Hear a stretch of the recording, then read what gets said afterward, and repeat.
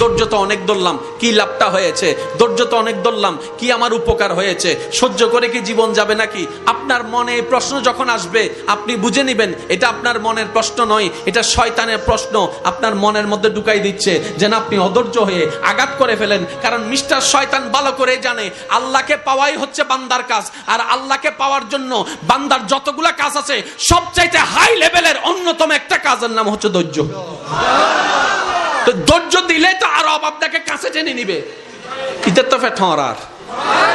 সেজন্য ও চায় না কেউ ধৈর্য ধরুক, সেজন্য বলে যে বহুত ধৈর্যস্ত, আর কি ধরিবি। শয়তানের বলাটাকে আমরা মনে করি আমাদের মনের বলা, এটা আসলে বুঝতে হবে কোনটা আমাদের মনের বলা, কোনটা শয়তানের বলা।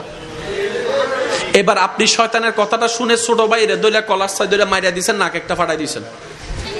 কার কথা শুনে? জোরে বলতে হবে, কার কথা শুনে? তাহলে দোষীকে শয়তান, দোষীকে।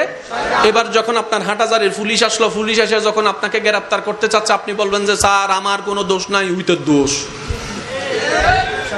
কার? শয়তান হবু দাঁড়িয়ে কি জিরে, আমি কি বুঝাতে পারছি? ঠিক একই ক্যারেক্টারটা শয়তান হাসরের ময়দানেও করবে। আমরা যখন বলবো আল্লাহ নামাজ শয়তানে পড়তে দেয় নাই, শয়তান ডাইরেক্ট উল্টে যাবে। আমি কি বুঝাতে পারছি আমার যুবক ভাইদেরকে কথা? ও একটা দোষও নিবে না, ও বলবে যে আল্লাহ ও আমার কথা শুনবে কেন, তুমি না খাওয়া, ও তো তোমার কথা শোনা দরকার ছিল, আমি তো ওরে খাওয়াই না, ও আমার কথা শুনলো কেন? ডাইরেক্ট ফল্টি মারবে। তো যে ফল্টি মারবে তার দলে যাওয়ার কোনো দরকার। সেজন্য মনে রাখবেন, যেখানেই আপনার বিপদ আসবে মনে রাখবেন ধৈর্য ধরার নিয়ামত আল্লাহ আপনাকে দিচ্ছে। কেন? আল্লাহ আপনাকে গুনাহ মাফ করাতে চাচ্ছে, আল্লাহ আপনাকে জান্নাত দিতে চাচ্ছে, আল্লাহ আপনাকে কাছে টানতে চাচ্ছে।